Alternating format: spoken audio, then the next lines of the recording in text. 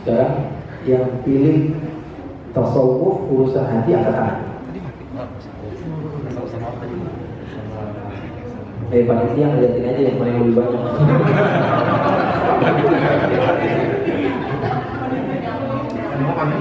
Ya. Yang milih urusan mahabbah sirah Nabi. Angkat tangan 2 kali, Bu. Atau dua-duanya.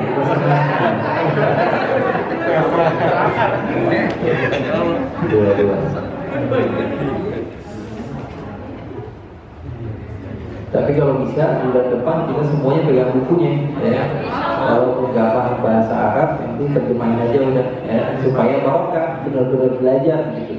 Kita pakai metode ulama-ulama yang dahulu, mereka benar-benar pegang kitab, pegang pulpen, pegang buku, menerjemahkan apa yang disyarahkan oleh guru, dan insya Allah setelah itu kita bisa ajarkan keluarga kita di rumah kita, insya Allah. Kita bisa jadikan itu bekal kepada kita supaya kita bisa menjadikan anak-anak cucu kita mengenal kepada Allah, mengenal kepada Rasul Sallallahu Alaihi Wasallam. Ikhwani akhwati yang dimuliakan oleh Allah Subhanahu Wa Taala, hijrah kepada Allah Subhanahu Wa Taala memang hal yang sulit. Menuju kepada Allah bukan hal yang gampang, karena hadiahnya adalah surga. Kalau gampang hadiahnya kelas. Kalau gampang hadiahnya juga jelas. Karena menuju Allah Subhanahu Wa Taala adalah hal yang sulit, maka pahala yang digapai oleh seorang hamba juga surga. Surga Allah Subhanahu Wa Taala itu mana ainun ra'at wa la udhun sami'at wa la khatara 'ala qalbi bashar. Tidak pernah mampu dipandang oleh mata manusia, tidak pernah terdengar oleh telinga manusia, dan tidak akan pernah terlintas di hati manusia. Keindahan surga itu yang dibayang-bayangin itu, surga itu begini, nggak bisa. Oh nanti ada air sungai dari susu, nggak bisa dibayangin kan? Rasulullah yang bilang nggak bisa dibayangin. Jadi cuma contoh saja, supaya seorang hamba Allah Subhanahu Wa Taala semangat untuk mengejar kepada Allah. Tapi kenikmatannya tidak akan pernah bisa terbayang di hati manusia. Kata surga begitu luar biasa, dan insya Allah kita termasuk orang yang akan mendapat surga. Jadi saya ini lebih mengajak kepada antum untuk yakin, karena sudah banyak orang yang ngajak kita supaya takut. Sudah banyak orang yang ngajak kita supaya takut. Memang perlu kepada rasa takut. Tapi kalau yang sudah berusia 40 tahun ke atas, ini harus lebih banyak berharap dibanding takut. Takut perintah Allah, berharap perintah Allah. Dan manhaj yang baik adalah penggabungan antara kedua-duanya, rasa takut dan rasa harap. Dan kata ulama, umumnya orang yang dia masih muda, jadi semenjak dia balik sampai usia 40 atau 50 tahun, dia harus lebih mengedepankan rasa takut. Tapi ketika dia sudah berusia, dia merasa dirinya sudah banyak sakit-sakitan, jangan lagi menggunakan metode takut, karena hasilnya akan menjadi orang yang su'udzon, berburuk sangka kepada Allah. Hasilnya akan menjadi orang yang al-qunut min rahmatillah, berputus asa dari rahmatnya Allah. Orang yang berputus asa dari rahmatnya Allah adalah orang yang memiliki dosa yang besar juga. Al-qunutu min rahmatillah minal kabair. Di antara dosa-dosa besar adalah orang yang berputus asa dari rahmatnya Allah. Jadi jangan pernah berputus asa. Tapi kalau misalnya dia masih muda, pengennya rahmat-rahmat terus, ya jangan. Dia harus takut kepada Allah Subhanahu Wa Taala daripada apa yang dia lakukan kepada Allah Subhanahu Wa Taala. Ikhwani, akhwati yang dimuliakan oleh Allah Subhanahu Wa Taala. Jadi kita sudah tahu sekarang syaitan pintar, namun Allah Subhanahu Wa Taala yang menjadikan umat lebih pintar dibanding syaitan. Bahkan Allah Subhanahu Wa Taala katakan bahwa syaitan itu dhaif, lemah. Syaitan itu sebenarnya lemah, asal kita tahu kuncinya.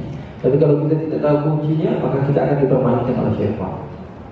Syaitan itu sombong doang. Sebenarnya dia itu sombong, ngerasa dirinya itu paling hebat. Jadi setan lagi keselnya. Setan itu merasa dirinya hebat, padahal alasannya nggak nyambung. Ketika ditanya, kenapa kamu merasa diri kamu lebih hebat?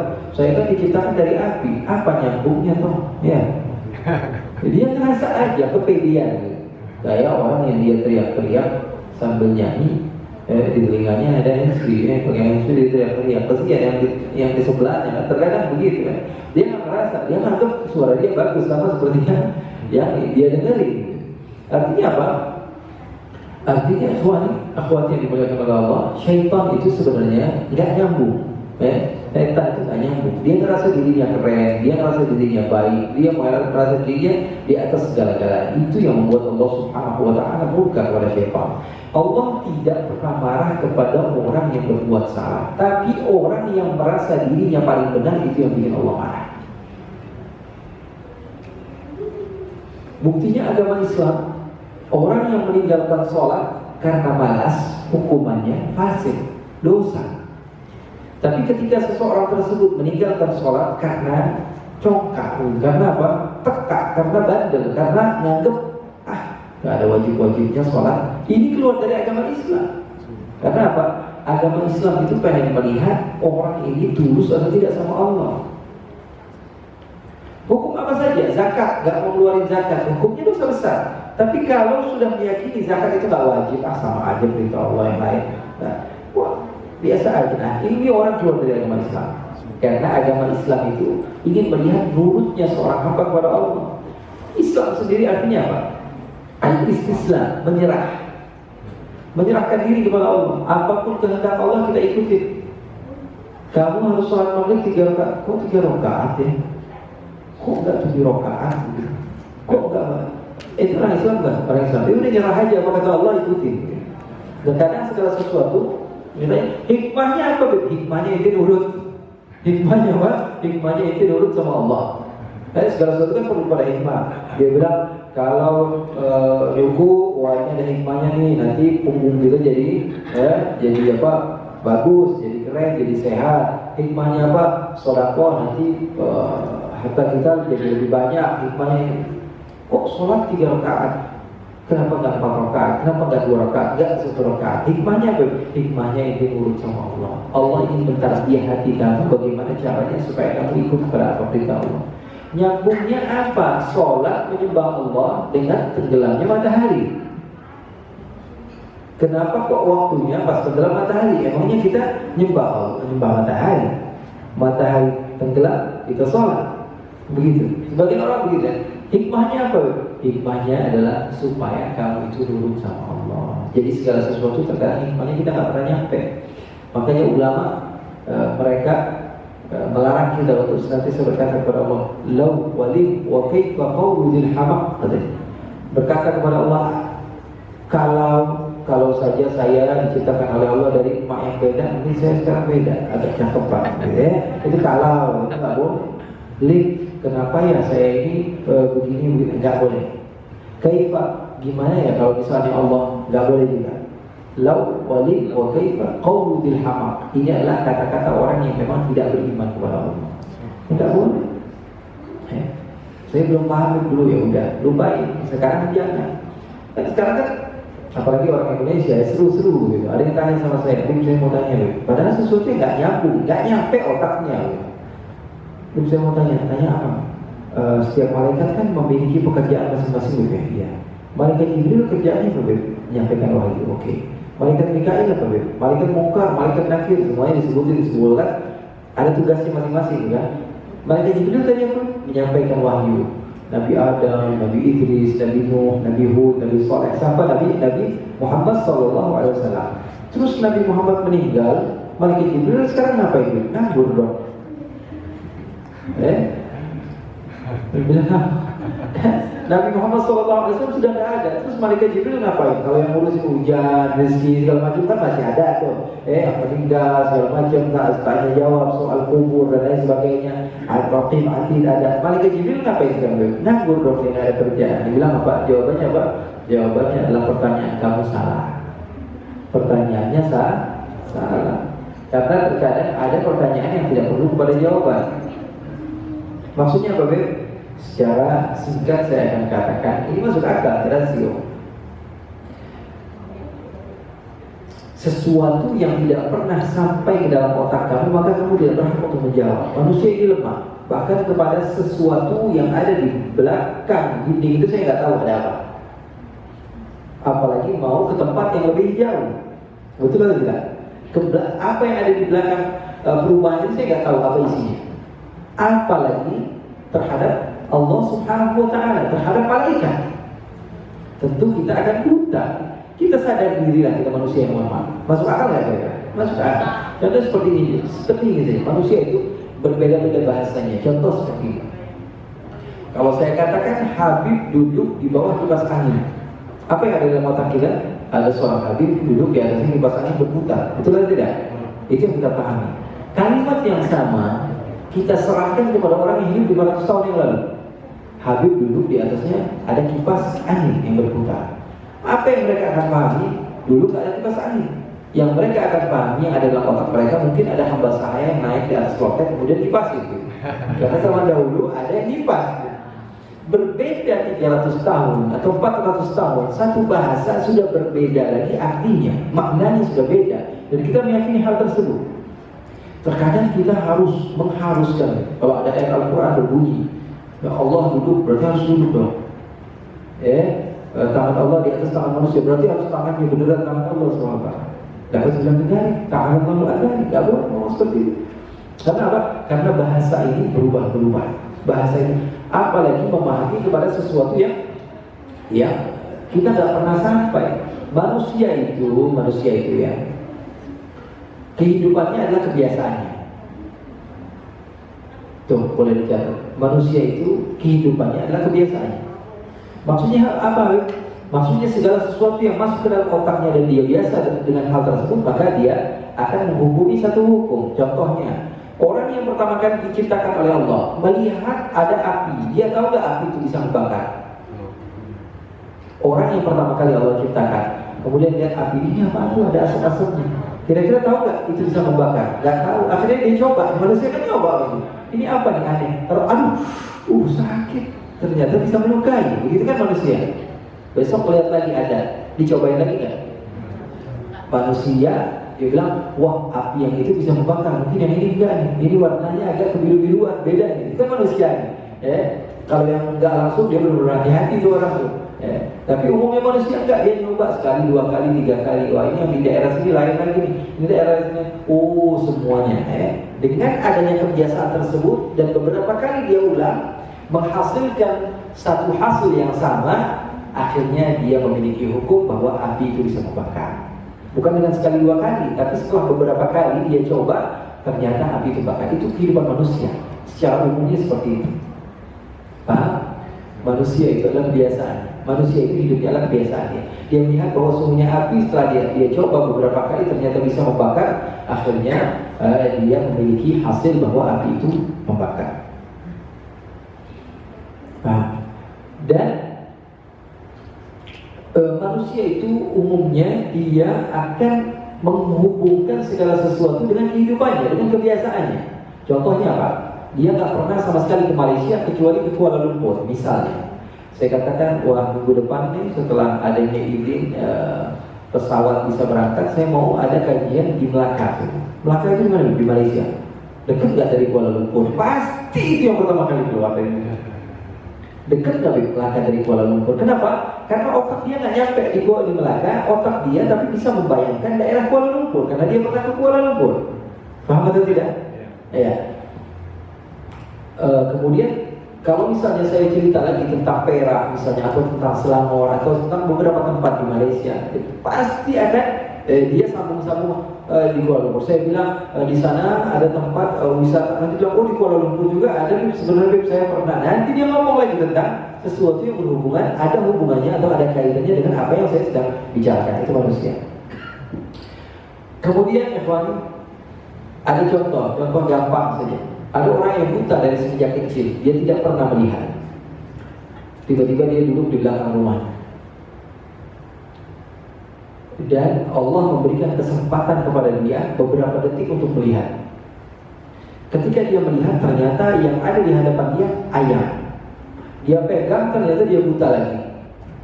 Dan dia selama hidup dari semenjak bayi, yang dia bisa pandang adalah hitam saja. Dia tidak bisa memandang apapun. Tapi Allah berikan kesempatan untuk melihat ayam tadi. Dan dia tahu warnanya ayam. Bahkan muka dia nggak tahu dia bagaimana mukanya. Tapi ayam dia tahu. Dan Allah kasih kesempatan. Oh, bagaimana dia senangnya dan dia bangganya dan dia bahagianya, dia panggil teman-temannya. Barusan saya melihat nih apanya yang ada di depan saya. Oh, itu ayam. Oh, ayam itu begitu. Ayam itu rupanya begitu. Akhirnya ini orang kalau diajak kemana-mana aja. Ya, ini saya mau beli gadget baru nih, warnanya merah. Warna merah itu kayak warnanya ayam gitu. Pasti dia nyambungin sama ayam. Kenapa? Karena otak dia cuma ada ayam. Paham atau tidak? Ya, apapun itu, ya, saya digampangkan contohnya seperti itu. Akhirnya setiap apa saja yang kita bicarakan, dia akan sambung-sambungkan kepada ayam karena otaknya hanya sebatas ayam. Otaknya hanya sebatas ayam. Begitu juga manusia, ketika dia melihat bahwa ada seorang hamba Allah, makhluk Allah, seorang malaikat, dia diperintahkan untuk menyampaikan wahyu, nabinya udah nggak ada, akhirnya apa? Dia bilang, wah berarti nganggur dong kayak kita, nggak ada kerjaannya. Makanya jawaban kita adalah pertanyaan kamu salah. Karena apa? Karena kita tidak akan pernah mampu untuk mengetahui hal yang jauh, hal yang dekat jika kita nggak paham. Agama Islam adalah agama yang menyerah kepada apa yang telah diberikan oleh Allah Subhanahu Wa Taala kepada kita, dan insya Allah pembukaan majlis ini bawakan dan manfaat kepada kita semua. Dan yang paling terpenting dari setiap majlis ini, saya berpesan, pulang tolong bawa ilmu. Pulang tolong bawa ilmu. Sesuatu yang tidak bisa diambil semua, jangan tinggalkan semua. Sesuatu yang tidak bisa diambil semua, jangan tinggalkan semua. Wah, kebanyakan nih Habib ngomong, ya udah, ambil satu poin yang menurut kamu paling penting, itu aja udah, jangan banyak-banyak, nanti error. Ambil satu poin yang menurut kita, wah ini yang paling penting nih, ini paling cocok nih sama saya. Udah itu aja yang saya dengerin, yang lain dah pura-pura tulilah, gak denger beb, bilang ya. Satu poin itu sih. Yang terpenting apa bagi seorang guru, dia berbicara yang begitu panjang lebar, dan yang paling terpenting bagi dia bukan berbicara, akan tapi apa, ilmunya manfaat diambil. Walaupun satu itu jauh lebih baik dibanding banyak tapi hilang semuanya. Jadi pesan saya di majelis-majelis berikutnya, insya Allah kita juga mengambil manfaat daripada majelis ini, walaupun setiap satu orang mengambil satu poin, yang terpenting manfaat ilmunya, dan insya Allah Allah terima pahala kita, dan Allah Subhanahu wa Ta'ala jadikan kita termasuk orang yang saling mencintai karena Allah, karena pahalanya begitu besar. Dan Rasulullah SAW di dalam hadis qudsi, Allah Subhanahu wa Ta'ala berfirman, wajibat mahabbati, aku wajibkan kecintaanku kepada siapa nih? Mau tahu nggak kira-kira? Allah bakalan cinta sama hamba Allah. Siapa hambanya? Kepada 4 golongan. Yang pertama, al-mutahabbina fiyya, orang yang saling cinta mencintai karenaku. Ya. Habib, saya pengen surga. Oh, kamu pengen surga. Kalau saya pengen cintanya Allah.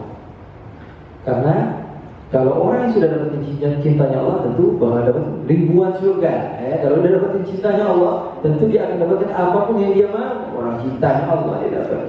Nah, Allah kasih jalan keluar. Di dalam hadis qudsi tersebut Allah katakan, aku wajibkan cintaku kepada Allah. Kepada siapa? Yang pertama, orang yang saling cinta mencintai karena Allah.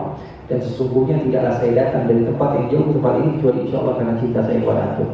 Dan saya harap antum juga cinta kepada anak, karena ini perintah daripada Allah Subhanahu wa Ta'ala. Dan insya Allah kita dapatkan pahala daripada rasa cinta kita satu sama lain sebagai keluarga sesama muslim.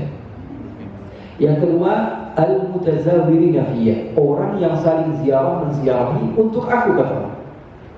Artinya apa? Dia datang dari tempat yang jauh atau datang dari satu tempat ke tempat yang lain untuk berziarah satu sama lain. Mereka ini akan mendapatkan cintanya Allah. Dan kita berharap kita datang dari tempat yang jauh ke tempat ini, ataupun ikhwan dan akhwat yang datang dari tempat yang tempat ini, termasuk orang yang saling menziarahi karena Allah. Karena kita di sini datang buat apa? Minum kopi.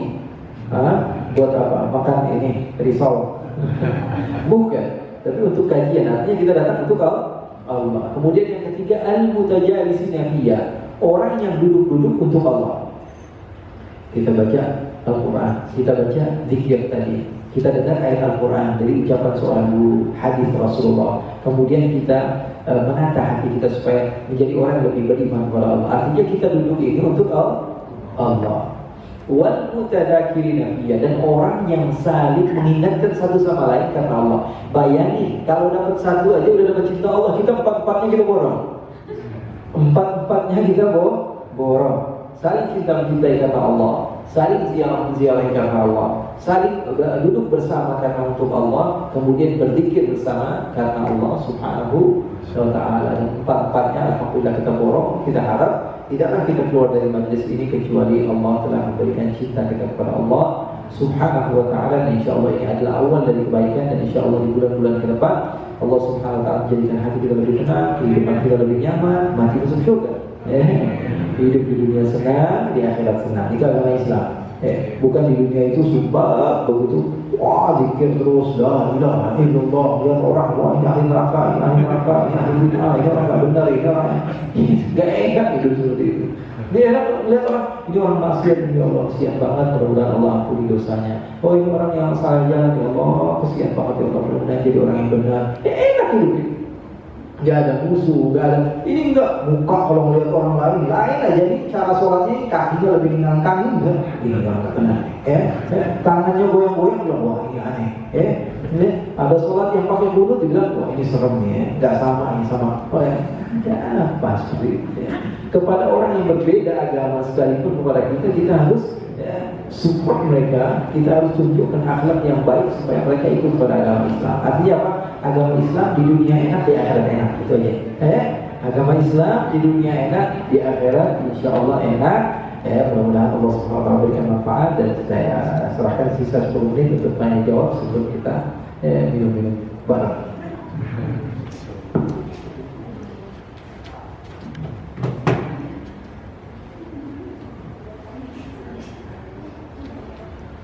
Masya Allah, tabarakallah. Alhamdulillah, Habib, atas kajian yang singkat padat tapi mengena. Kalau bagi saya sih, saya ambil poin itu yang tadi, jangan pernah berputus asa terhadap rahmat Allah.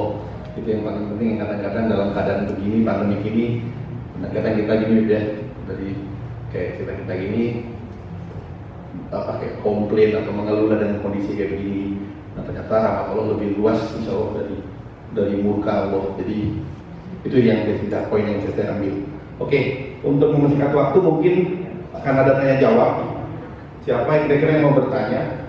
Mungkin Ikhwan atau apa?